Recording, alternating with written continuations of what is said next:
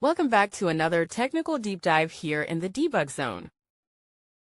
Today we're tackling a big question and breaking it down with us from other users. Hopefully this clears up some misconceptions and helps you get the answer you need. So buckle up, stay a little curious, and let's jump right in.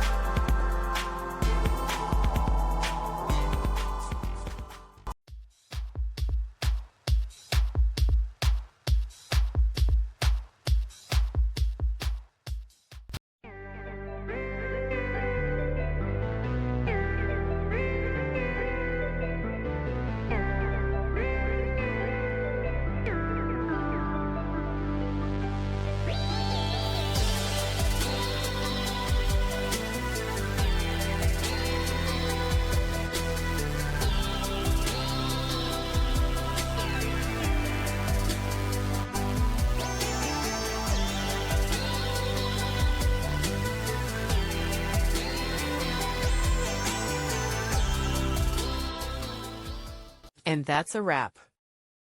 I hope you found the answer you were looking for. If you did, take a second to hit that subscribe button. It really helps out. And let me know in the comments which solution worked best for you. See you next time in the debug zone.